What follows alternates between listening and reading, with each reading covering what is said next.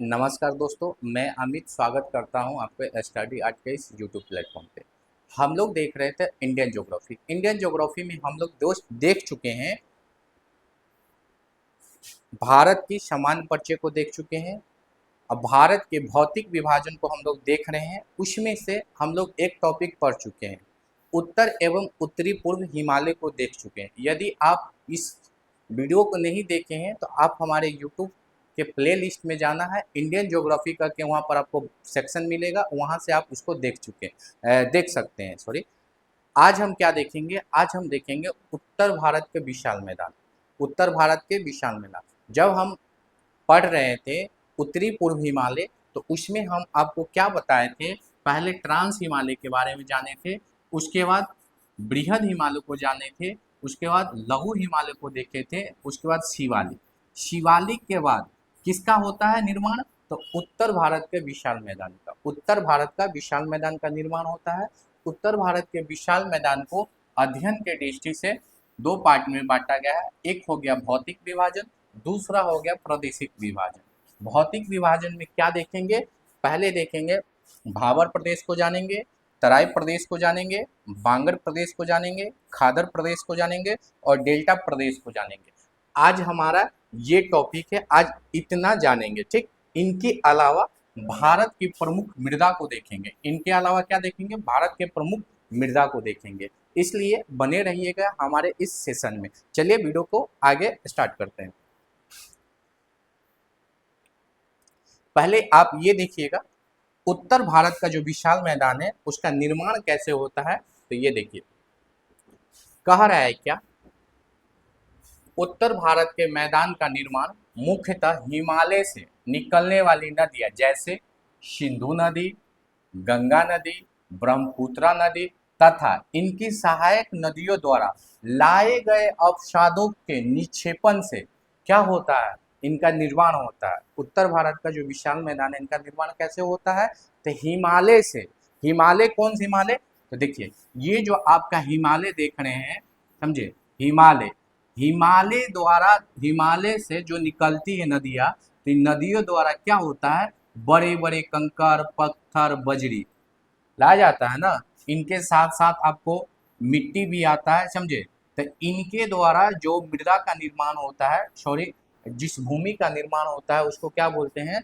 उत्तर भारत का विशाल मैदान कहते हैं, ठीक। उत्तर भारत का विशाल मैदान में प्रमुख भूमिका किनका है? तो हिमालयन नदी का है। जैसे में हो गया आपका सिंधु नदी हो गया, गंगा नदी हो गया, ब्रह्मपुत्रा नदी हो गया, और ये सभी नदियाँ का क्या है? सहायक नदियों द्वारा जो भूमि का निर्माण होता है उसको क्या बोलते हैं?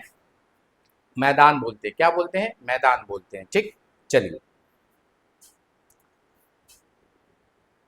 इनका विस्तार देखिएगा। विस्तार सिंधु नदी से ब्रह्मपुत्रा नदी तक, सिंधु नदी से ब्रह्मपुत्रा नदी तक इनका विस्तार है, ठीक। सिंधु से ब्रह्मपुत्रा लंबाई कितना है?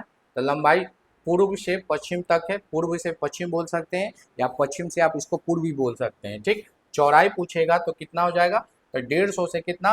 300 किलोमीटर इनका चौड़ाई है, ठीक। चौड़ाई कितना है? तो 150 से 300 किलोमीटर, 150 से 300 किलोमीटर। अब कौन सा नदी? सिंधु नदी से लेकर किस नदी तक? ब्रह्मपुत्रा नदी तक इनका क्या विस्तार है? चौड़ाई कितना है? तो 150 से 300 किलोमीटर है। समुद्री तल से ऊंचाई पूछेगा इसका तो कितना हो जाएगा? 50 से 150 मीटर हो जाएगा। 50 से 150 मीटर के बीच में क्या हो जाएगा? भारत के विशाल मैदान का क्या है? तो ये हो गया ऊंचाई हो गया। चलिए, ऊपर में पहले हम देख लेते हैं।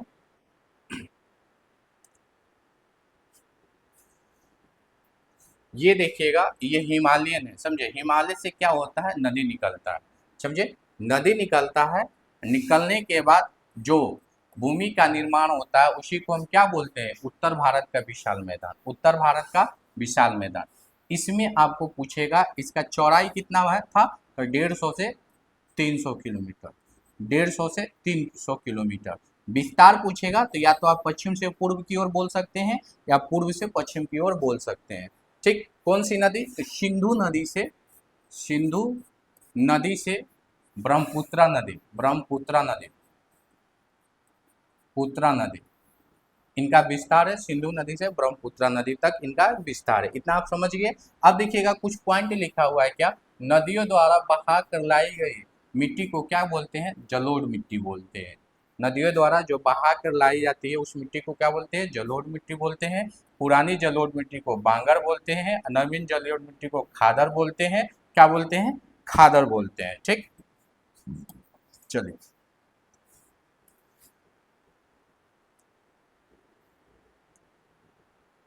भौतिक विभाजन में सर्वप्रथम हम देखेंगे भावर प्रदेश। भावर प्रदेश का निर्माण कैसे होता है ये देखिएगा। इनका जो निर्माण होता है गिरिपदीय क्षेत्र में होता है, गिरिपदीय क्षेत्र में होता है। गिरिपदीय क्षेत्र बोलने का तात्पर्य क्या है, क्या कि ये देखिएगा हिमालय हो गया, समझे, ये हो गया शिवालिक, समझे। शिवालिक जो आपका पर्वत श्रेणी है, तो इनसे क्या होता है, बहुत सारी नदियाँ, समझे, नदियाँ बहती है।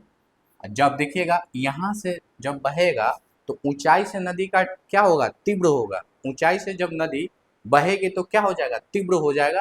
और तीव्र होगा तो अपने साथ साथ क्या लेकर आ रहा है, कंकड़ लेकर आ रहा है, बजरी लेकर आ रहा है, बड़ा बड़ा बोल्डर पत्थर लेकर आ रहा है, समझे। और जो भारी वाला जो सामान होगा, समझे, जैसे में कंकड़ हो गया, बजरी हो गया, ये सबको कहाँ छोड़ रहा है, तो हिमालय का जो निचली छोर है उसी को क्या बोलते हैं, गिरिपदीय क्षेत्र। क्या बोलते हैं, गिरिपदीय क्षेत्र। यहाँ पर क्या कर रहा है, ये लाकर यहाँ पर रख रहा है, यहाँ पर लाकर क्या कर रहा है, छोड़ रहा है। ठीक, छोड़ रहा है। तो वही कर रहा है कि भावर प्रदेश का निर्माण कहाँ होगा, तो शिवालिक के गिरिपदीय क्षेत्र में होगा, गिरिपदीय क्षेत्र में होगा। आगे क्या कर रहा, पर्वत से निकलने वाली नदी वेग, परिवहन क्षमता, अपर्दन क्षमता की अधिकता के कारण बहुत सारी क्या लाता है, मालवा लाते हैं। मालवा में जैसे हम क्या बताएं, बोल्डर हो गया, बड़े बड़े पत्थर हो गया, कंकर हो गया, ये सब ये लाते हैं। चलिए, गिरिपथ के पास अचानक ढाल कम हो जाने के कारण, गिरिपथ के पास अगला पॉइंट कह रहा है कि गिरिपथ के पास अचानक ढाल कम हो जाने के कारण नदी भारी मलबे को वहीं जमा कर देती है, और इस जमा हुआ मलबे को ही क्या बोलते हैं, हम भावर कहते हैं। क्या बोलते हैं, हम भावर प्रदेश कहते हैं। ये हम आपको फिगर में समझा दिए। ठीक, इनका चौड़ाई पूछ रहा है तो चौड़ाई कितना हो जाएगा, तो 8 से 10 किलोमीटर। भावर प्रदेश का चौड़ाई पूछेगा तो 8 से 10 किलोमीटर हो जाएगा। यह क्षेत्र कृषि के लिए आप कर सकते हैं, आप कर सकते हैं। जहाँ पर बड़े बड़े बोल्डर रहेगा, जहाँ पर बड़े बड़े कंकर रहेगा, बजरी रहेगा, तो आप वहाँ पर कृषि कर सकते हैं, नहीं ना हो। तो वही कह रहा है क्या, यह क्षेत्र कृषि के लिए उपयुक्त नहीं है। भावर प्रदेश कृषि के लिए उपयुक्त नहीं है। लंबी जड़ों वाली वनस्पति पाई जाती है, लंबी जड़ें वाली वनस्पति पाई जाती है, लेकिन कृषि के लिए ये क्या है, उपयुक्त नहीं है। तो भावर प्रदेश समझ गए आप, भावर प्रदेश क्या है। तो भावर प्रदेश का निर्माण कहाँ होगा, तो शिवालिक के गिरिपथ पर होगा, समझे। यहाँ पर कृषि नहीं हो पाएगा, क्यों नहीं हो पाएगा, तो नहीं हो पाएगा क्योंकि यहाँ पर बड़े बड़े पत्थर कंकर, समझे, ये सब पाया जाता है। यही कारण है कि यहाँ पर आप कृषि नहीं कर सकते हैं। ठीक, चलिए आगे हम देखेंगे तराई प्रदेश। तराई प्रदेश क्या कर रहा है, निर्माण भावर क्षेत्र के दक्षिण में बारीक कंकर पत्थर, रेत तथा चिकनी मिट्टी, समझे। भावर प्रदेश के दक्षिण में आप देखिएगा, ये शिवालिक हो गया, ये हो गया आपका क्या, ये हो गया गिरिपथ, समझे। तो इसके दक्षिण में कह रहा है, ये क्या हो गया, भावर प्रदेश हुआ ना हो। तब भावर प्रदेश के दक्षिण नीचे होगा ना, तो दक्षिणी क्षेत्र में, समझे, दक्षिणी क्षेत्र वाले को ही हम क्या बोलते हैं, तो तराई प्रदेश कहते हैं। क्या होगा, तराई प्रदेश कहेंगे। ठीक, जैसे में आप देखिएगा क्या, यहाँ पर बड़े बड़े क्या है, कंकर है, बजरी है। यहाँ पर पानी कई धाराओं में बहेगा, बहेगा ना, क्योंकि ये देखिएगा यहाँ से तो आ रहा है, एक धारा में आ रहा है। जब बजरी आएगा, कंकर आएगा, तो यहाँ पर पानी क्या होगा, कई धाराओं में बहेगा, बहेगा ना हो, कई धाराओं में ये बहेगा। ठीक, बड़ा बड़ा बोल्डर को क्या करेगा, गिरिपथ के पास छोड़ेगा, वहाँ छोड़ देगा, और जो छोटा मोटा जो होगा उसको बहा कर लाएगा, लाएगा ना। तो कई धाराओं में ये विभक्त होगा। एक समय होगा क्या कि आपको ये धारा फिर क्या हो जाएगा, संयुक्त रूप से एक समय आएगा ऐसा कि ये सभी धारा क्या हो जाएगा, संयुक्त रूप से फिर मिल जाएगा, फिर मिल जाएगा। यही धारा जब आगे बहेगा, यही धारा जो आगे बहेगा, तो देखिएगा इसको क्या बोलते हैं, इसको क्या बोलते हैं, जलोढ़ मिट्टी। देखिए ये जो धारा हो गया आपका जलोढ़ मिट्टी हो गया, समझे। और ये जो आप देख रहे हैं इधर वाला रीजन, समझे, ये वाला जो रीजन हो जाएगा, तो एक हो जाएगा आपका बांगर हो जाएगा, समझे, ये हो जाएगा आपका बांगर हो जाएगा, ये बांगर हो जाएगा, समझे। और जलोढ़ मिट्टी, ये जो नई जलोढ़ मिट्टी है, यहाँ पर जो नई जलोढ़ मिट्टी का अथी होगा उसको क्या बोलेंगे, खादर बोलेंगे। क्या बोलेंगे, खादर बोलेंगे। फिर से एक बार और समझ जाइएगा। देखिए जब शिवालिक से नदियाँ निकलती है तो इसमें वेग क्या होगा, अधिक होगा। अधिक होने के कारण बड़े बड़े बोल्डर, ये सब गिट्टी बजरी ये सब लाएगा, ठीक। यहाँ पर क्या होगा, नदी कई धाराओं में विभक्त हो जाएगा, नदी कई धाराओं में विभक्त हो जाएगा। पहले इसको हम क्या बोलेंगे, इसको भावर क्षेत्र बोलेंगे। क्या बोलेंगे, भावर क्षेत्र बोलेंगे। अब भावर क्षेत्र में नदियाँ एक धारा में नहीं बहती है, कितनी कई धाराओं में बहती है। कई धारा में ये बहेगी, तो बहने के कारण ये देखिएगा ये वाला जो धारा हो जाएगा, एक समय आएगा कि ये सभी धारा मिल जाएगा। मिलने के बाद ये एक ही धारा में बहेगा, एक ही धारा में क्या होगा, बहेगा, ठीक। तो मेरे कहने का मतलब ये है कि ये वाला जो आप रीजन देख रहे हैं, ये वाला जो रीजन देख रहे हैं, ये वाला जो एरिया देख रहे हैं इधर से, तो ये हो गया आपका पुरानी जलोढ़ मिट्टी। कौन सा हो जाएगा, पुरानी जलोढ़ मिट्टी। इसको क्या बोलते हैं, बांगर बोलते हैं। क्या बोलते हैं, बांगर बोलते हैं। जो एक धारा यहाँ पर जो देख रहे हैं नई जलोढ़ मिट्टी, इसको हम क्या बोलेंगे, खादर बोलेंगे। क्या बोलेंगे, खादर बोलेंगे। इतना समझ गए हैं। चलिए अब हम इसको देखते हैं, तराई प्रदेश को देखते हैं।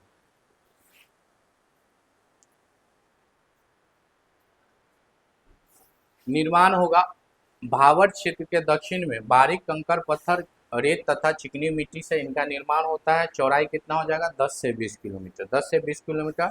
यह पूर्व की ओर अधिक चौड़ा होता है, पूर्व की ओर क्या होगा, इसका चौड़ाई अधिक होगा, ठीक। यहाँ पर प्राकृतिक वनस्पति पाई जाती है, जैसे गेहूं, चावल, बाजरा, पटसन, चना, इटिसे, ठीक। यहाँ पर क्या उपज सकता है, तराई प्रदेश में गेहूं, चावल, बाजरा, पटसन और चना, यहाँ पर ये सब की खेती कृषि हो सकता है। भावर क्षेत्र में, भावर क्षेत्र में जो नदियाँ अदृश्य हो जाती है, हमने आपको क्या बताए थे कि जो भावर क्षेत्र है तो उसमें नदियाँ क्या हो जा रहा है, अदृश्य हो जा रहा है। कारण क्या बताए थे कि यहाँ पर जो बड़े बड़े कंकड़ पत्थर है, तो ये इसके नीचे से क्या हो रहा है, नदी बह रहा है, बहुत सारी धाराओं में बह रहा है, तो क्या हो जा रहा है, अदृश्य हो जा रहा है। और यही नदियाँ फिर कहाँ निकलता है, तराई वाला रीजन में। कहाँ निकलता है, तराई वाला क्षेत्र में निकलता है, तराई वाला क्षेत्र में निकलता है। तो आगे क्या कर रहा है, भावर क्षेत्र में जो नदियाँ अदृश्य हो जाती है, तराई क्षेत्र में धारा तल पर पुनः क्या हो जाता है, दृश्यमय हो जाता है। फिर कहाँ पर दिखेगा, तो ये तराई क्षेत्र में फिर वो नदियाँ क्या हो जाएगा, आपको दिखाई देने लगेगा, ठीक। चलिए अब हम देखेंगे बांगर। बांगर प्रदेश का विस्तार पंजाब से उत्तर प्रदेश, पंजाब से उत्तर प्रदेश तक इनका विस्तार है, समझे। यह उत्तरी मैदान की उच्च भूमि है जो पुरानी जलोढ़ मिट्टी से निर्मित है, पुरानी जलोढ़ मिट्टी से ये निर्मित है, ठीक। पुरानी जलोढ़ मिट्टी को ही हम क्या बोलते हैं, बांगर बोलते हैं, ठीक। जलोढ़ मिट्टी देखिएगा, भारत में सर्वाधिक मात्रा में कौन सी मिट्टी पाया जाता है, जलोढ़ मिट्टी पाया जाता है। कौन सी मिट्टी, जलोढ़ मिट्टी। सबसे ज़्यादा जलोढ़ मिट्टी कितना, 43%। उसके बाद आप देखिएगा लाल मिट्टी, इसी को हम क्या बोलते हैं, पीली मिट्टी। लाल मिट्टी या पीली मिट्टी बोलते हैं। ये कितना परसेंट पाया जाता है, तो लगभग आप बोलिए ना 19%, 18 18.5%। उसके बाद आप देखिएगा कपासी मिट्टी, कपासी मिट्टी, कपासी मिट्टी, ये कितना परसेंट पाया जाता है, तो 15% पाया जाता है। इनके बाद आप देखिएगा कौन सा, तो रेगिस्तानी मिट्टी, रेगिस्तानी मिट्टी, मिट्टी कितना परसेंट पाया जाता है, तो 3.2% पाया जाता है। उसके बाद आप देखिएगा लैटेराइट मिट्टी, सबसे ज़्यादा भारत में किस प्रकार का मिट्टी, सबसे कम तो लैटेराइट मिट्टी। उसके बाद रेगिस्तानी मिट्टी, उसके बाद कपासी मिट्टी, उसके लाल पीली मिट्टी, उसके बाद जलोढ़ मिट्टी। तो ये हो गया आपका क्रम हो गया, समझे, बढ़ते क्रम में, समझे। तो सर्वाधिक मात्रा में कौन सी मिट्टी पाई जाती है, तो जलोढ़ मिट्टी पाया जाता है। कितना परसेंट, 43%, लगभग 43% ये पाया जाता है, ठीक। जलोढ़ मिट्टी में, पुरानी जलोढ़ मिट्टी को हम क्या बोलते हैं, बांगर कहते हैं, जबकि नई जलोढ़ मिट्टी को हम क्या कहते हैं, खांदर कहते हैं, समझे। कृषि कार्य के उतना उपजाऊ नहीं है, कृषि कार्य के लिए है ये है ना बांगर, उतना उपजाऊ नहीं है, जबकि कृषि कार्य के लिए सर्वाधिक उपजाऊ कौन सा मिट्टी है, तो नई जलोढ़ मिट्टी है, समझे। अशुद्धि देखिए, कैल्शियम कार्बोनेट पाया जाता है, समझे। क्या पाया जाता है इसमें, कैल्शियम कार्बोनेट की मात्रा अधिक रहता है। चलिए अब हम देखेंगे रेह, कुछ शब्दावली है, इसको भी याद रखिएगा।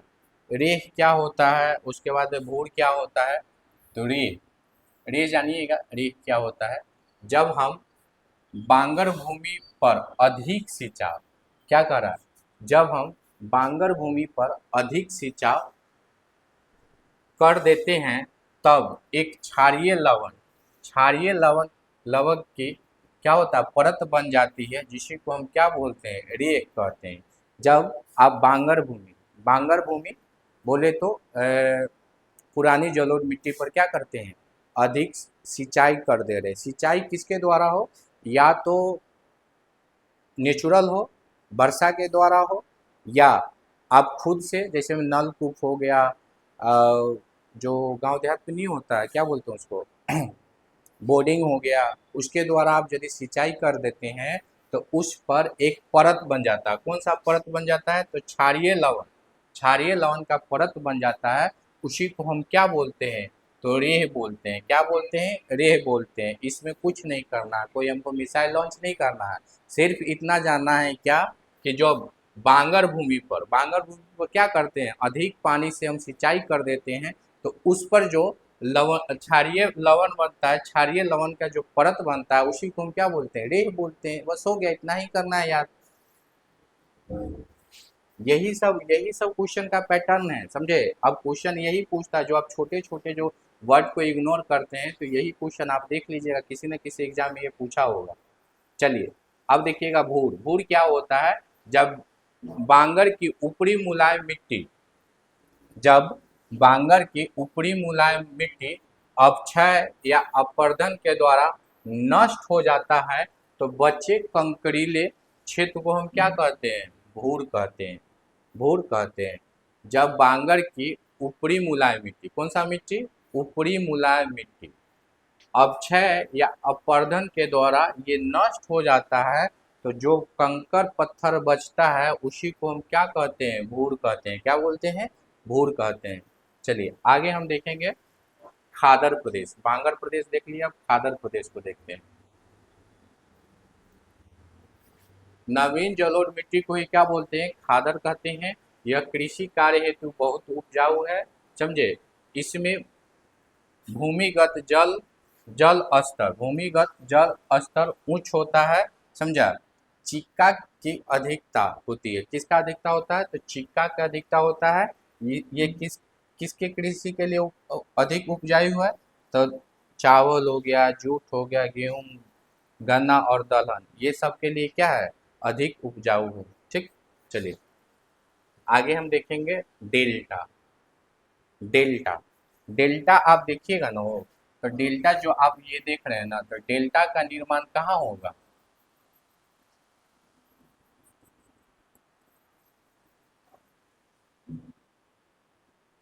जब दो नदी, समझे, दो नदी जो संयुक्त धारा, समझे, जब दो नदियों के द्वारा, समझे, संयुक्त धारा से जब जल गिराता है, समझे, तो उसी को क्या बोलते हैं, डेल्टा बोलते हैं। विश्व का सबसे बड़ा डेल्टा कौन सा है, सुंदरबन डेल्टा हो गया, समझे। सुंदरबन डेल्टा नाम क्यों पड़ता है, तो सुंदरी नामक वृक्ष के कारण इनका सुंदरबन डेल्टा, समझे। इधर से देखिएगा ब्रह्मपुत्र है, इधर से आता है गंगा, यहाँ पर जो भूमि बनता है, उसी को क्या बोलते हैं, डेल्टा, समझे। सर्वाधिक उपजाऊ के लिए कौन सा होता है, तो डेल्टा, समझे। डेल्टा जो है ना तो सर्वाधिक कृषि उपजाऊ के लिए क्या होता है, बहुत महत्वपूर्ण होता है।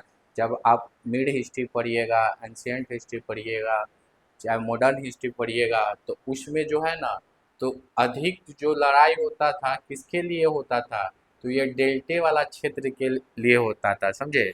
क्यों? क्योंकि यहाँ पर कृषि क्या होता था, अधिक मात्रा में होता था, कृषि अधिक मात्रा में होता था, इसलिए सर्वाधिक जब युद्ध होता था तो इन्हीं के लिए होता था। ठीक,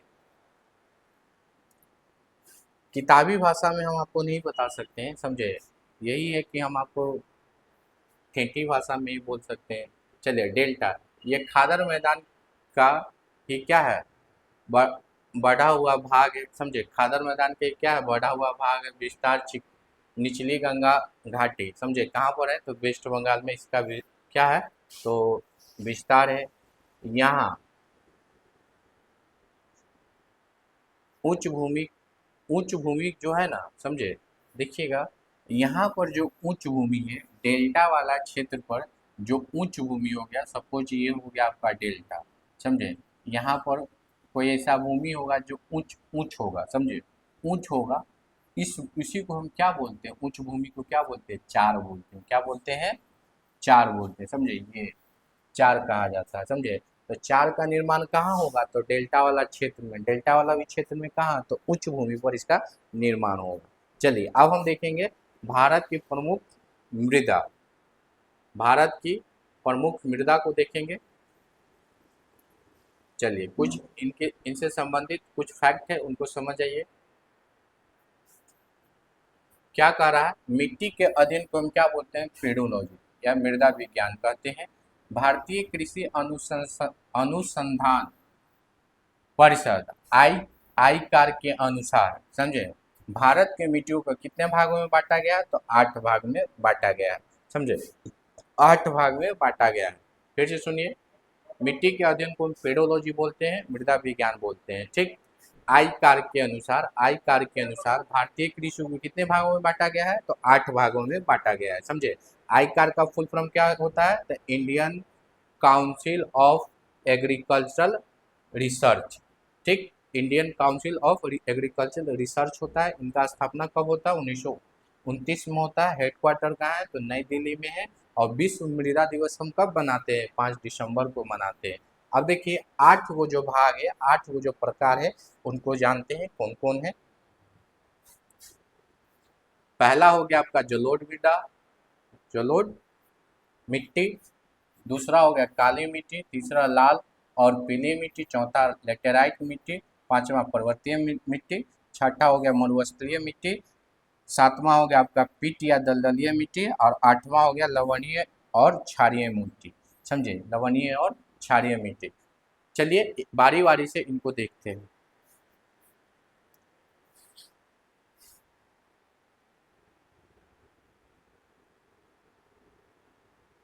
जलोढ़ मिट्टी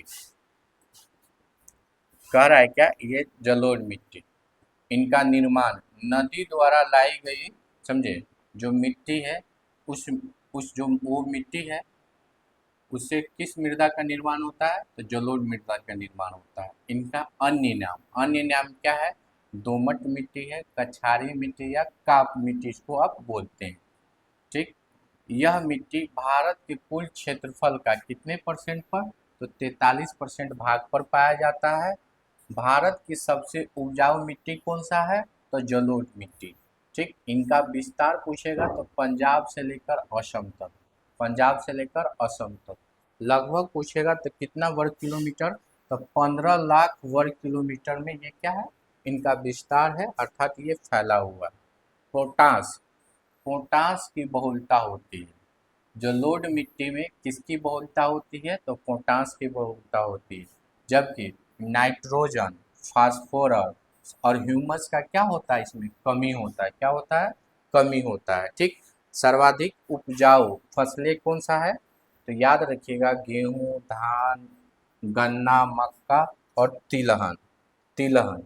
ठीक, तो जलोढ़ मिट्टी में हम सबसे ज़्यादा किस प्रकार का फसल करेंगे, तो याद रखिएगा, गेहूं, धान, गन्ना, मक्का और तिलहन। किसका, तिलहन। इसमें क्या चीज़ का बहुलता पाया जाता है, तो ये पोटास, इसको भी याद रखिएगा, पोटास की बहुलता पाया जाता है, जबकि नाइट्रोजन, फास्फोरस और ह्यूमस का क्या होता है, इसमें कमी होता है, कमी होता है। पुरानी जलोढ़ मिट्टी को हम क्या बोलते हैं, बांगर बोलते हैं, जबकि नई जलोढ़ मिट्टी को हम क्या कहते हैं, खादर बोलते हैं, खादर बोलते हैं। ठीक, चलिए अब हम देखेंगे लाल पीली मिट्टी। लाल पीली मिट्टी, देखिएगा, लाल मिट्टी को ही हम क्या बोलते हैं, पीली मिट्टी भी कहते हैं, या पीली मिट्टी को ही हम क्या कहते हैं, लाल मिट्टी कहते हैं। यह भारत की दूसरी प्रमुख मृदा है, लगभग कितना परसेंट है, तो 18.6% भूभाग पर पाया जाता है। समझे, इसका जो रंग होता है लाल, लाल क्यों होता है, तो लौ ऑक्साइड के कारण, लौ ऑक्साइड के कारण पीली मिट्टी का रंग लाल होता है। प्रचुर मात्रा में क्या पाया जाता है, तो लोहा पाया जाता है और सिलिका पाया जाता है, लोहा और सिलिका पाया जाता है। समझे,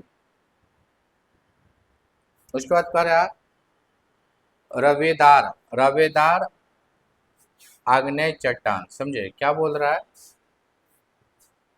रवेदार आग्नेय चट्टान क्या बोलते हैं इसको, ग्रेनाइट तथा नीक्स, ग्रेनाइट तथा नीक्स पाया जाता है। इसमें क्या पाया जाएगा, तो ग्रेनाइट तथा नीक्स का बहुलता होता है, इसका विस्तार तमिलनाडु, तमिलनाडु में अधिक है। समझे, ये जो आप देख रहे हैं लाल पीली मिट्टी का, समझे, सर्वाधिक किस राज्य में पाया जाएगा, तमिलनाडु में, उसके बाद आंध्र प्रदेश में, उसके बाद उड़ीसा में।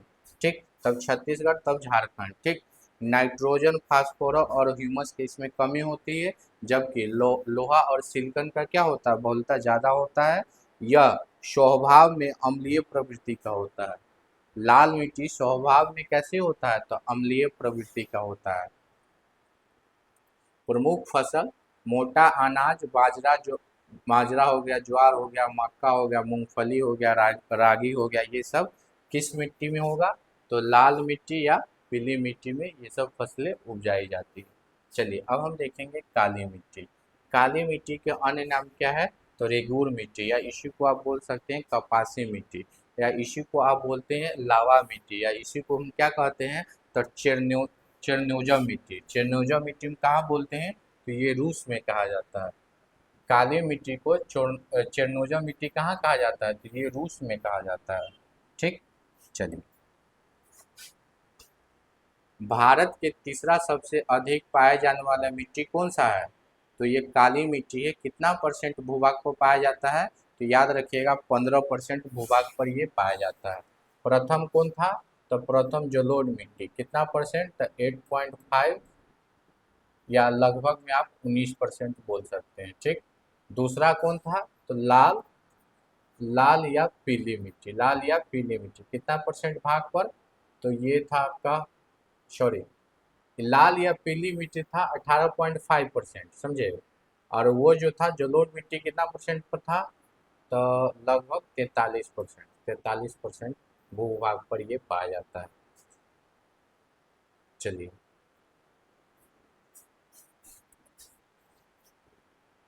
काली मिट्टी सर्वाधिक किस राज्य में, महाराष्ट्र में, उसके बाद गुजरात में, मध्य प्रदेश और कर्नाटक में भी ये पाया जाता है। आयरन और चूना, करा आयरन, चूना, एल्युमिनियम एवं मैग्नीशियम के क्या होता है, इसमें बहुलता पाया जाता है। और इसको ही क्या बोलते हैं, स्वतः जुताई हुए मिट्टी किसको कहा जाता है, तो ये जो मिट्टी है ना, तो स्वतः मतलब जुता जाता है। समझे, इसी मिट्टी को हम बोलते हैं, काली मिट्टी को ही कहते हैं काला रंग। काला रंग होने का कारण क्या है, तो टिटेनिफेरस, टिटेनिफेरस मैग्नेटाइट एवं जीवाश्म के कारण काली मिट्टी का रंग कैसा होता है, तो काला होता है। काली मिट्टी का रंग काला होता है, इसका कारण क्या है, तो टिटेनिफेरस मैग्नेटाइट एवं जीवाश्म के बहुलता के कारण इसका रंग क्या होता है, काला होता है। समझे, निर्माण, काली मिट्टी का निर्माण को देखिएगा, ये समझिएगा, बेसाल्ट चट्टान के टूटने और फूटने से कौन सा मिट्टी मिट्टी का निर्माण होता है, तो काली मिट्टी का निर्माण होता है। ठीक, काली मिट्टी का निर्माण होता है। जैसे में देखिएगा ज्वालामुखी, ज्वालामुखी विस्फोट होता है, इसके द्वारा क्या हो रहा है, लावा निकल रहा है, क्या हो रहा है, लावा या मैग्मा निकल रहा है। समझे, इसके जमने से किसका निर्माण हो रहा है, तो आग्नेय चट्टान, और आग्नेय चट्टान के टूटने या फूटने से, आग्नेय चट्टान के रूपांतरण से क्या होता है, बेसाल्ट चट्टान का निर्माण होता है। और ये जो बेसाल्ट चट्टान है, इसके टूटने फूटने से किसका निर्माण हो रहा है, किस मिट्टी का, तो काली मिट्टी का ये निर्माण हो रहा है। चलिए, काली मिट्टी का विशेषता देख लीजिएगा। पानी धारण क्षमता अधिक होता है, दरारें फट जाती है, और स्वतः जुताई वाली मिट्टी किसको बोलते हैं, काली मिट्टी।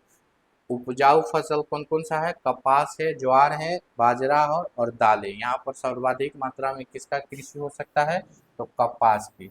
लेकिन याद रखिएगा, कपास की कृषि सर्वाधिक किस राज्य में होता है, तो गुजरात में होता है, गुजरात में होता है। चलिए, आगे हम देखेंगे लेटेराइट मिट्टी। लेटेराइट का अर्थ क्या होता है, ईंट होता है। इसका विकास उन क्षेत्र में होता है जहाँ उच्च तापमान एवं भारी वर्षा होता है। समझे, लेटेराइट मिट्टी का विकास कहाँ होगा, जहाँ सर्वाधिक क्या होगा, तापमान होगा, और वर्षा भी क्या होगा, ऊंच होगा, ज्यादा होगा। ठीक, रंग होता है कैसा, तो लाल होता है। किसके कारण, तो फेरिक ऑक्साइड और एल्युमिनियम के कारण। समझे, इनका रंग क्या होता है, लाल होता है। निर्माण, तीव्र निक्षालन, तीव्र तीव्र निक्षालन विधि से। समझे, इनका निर्माण कैसे होगा, तो तीव्र निक्षालन विधि के द्वारा इनका निर्माण होता है। इसमें किसकी बहुलता ज़्यादा होता है, तो लोहा का, एल्युमिनियम का और मैग्नीशियम। सर्वाधिक मात्रा में क्या पाया जाएगा, लोहा पाया जाएगा, उसके बाद एल्युमिनियम, उसके बाद मैग्नीशियम। ठीक, लेटेराइट मिट्टी, लेटेराइट मिट्टी का विस्तार किस राज्य में, केरल, कर्नाटक, तमिलनाडु, आंध्र प्रदेश और मध्य प्रदेश। उपजाऊ फसल, कौन सा फसल यहाँ पर हम उपजा सकते हैं, काजू, चाय, कॉफी, रबर और नारियल। ठीक, चलिए अगला हम देखेंगे पर्वतीय मृदा। पहाड़ी ढलानों पर यह मृदा क्या होता है, पाई जाती है। पर्वतीय मृदा कहाँ पाया जाएगा, तो पहाड़ी ढलान पर ये पाया जाता है। विस्तार हिमाचल प्रदेश, जम्मू कश्मीर, उत्तराखंड, सिक्किम, अरुणाचल प्रदेश। ठीक, प्रचुर मात्रा में पर्वतीय मृदा में क्या पाया जाएगा, तो ह्यूमस और जीवाश्म। देखिएगा, प्रचुर मात्रा में ह्यूमस और जीवाश्म। ठीक, प्रमुख फसल क्या है, सेब का कृषि कर सकते हैं, आलू, मसाला, जड़ी बूटियाँ। ठीक, पर्वतीय मृदा में उत्तराखंड में जो कृषि होता है, पर्वतीय मृदा में जो उत्तराखंड में जो कृषि होता है, उसको क्या बोलते हैं, तो सोपानी कृषि। सोपानी कृषि का संबंध किस राज्य से है, तो उत्तराखंड से है। उसके बाद है सीढ़ी नुमा कृषि। सीढ़ी नुमा कृषि ये कहाँ होता है, तो ये सब आप पर्वतीय जो पर्वत वाला एरिया है वहीं पर होता है। चलिए, मरुस्थलीय मृदा को देखते हैं।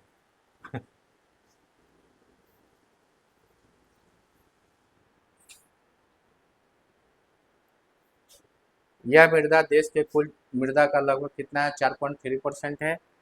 लवण की मात्रा अधिक होता है, सर्वाधिक विकास राजस्थान में है।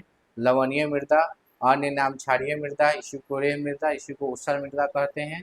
समझे, लवण की मात्रा अधिक होता है, पीएच मान 7 से अधिक होता है, और सर्वाधिक विस्तार कहाँ है, तो गुजरात के कच्छ वाला रीजन में। समझे, लवणीय मिट्टी का सर्वाधिक विस्तार है गुजरात के कच्छ वाला रीजन में, जबकि मरुस्थलीय मृदा का सर्वाधिक विस्तार कहाँ है, तो राजस्थान में। ठीक, लवणता समाप्त करने के लिए किसका उपयोग किया जाता है, तो जिप्सम का। समझे, लवणीय मृदा में जो लवणता पाया जाता है सर्वाधिक, इसको समाप्त करने के लिए किसका यूज किया जाता है, तो जिप्सम का। किसका, तो जिप्सम का। तो ये आज आपका क्लास था। फिर हम मिलते हैं अगला सेशन में, तब तक के लिए धन्यवाद। जय हिंद, जय भारत।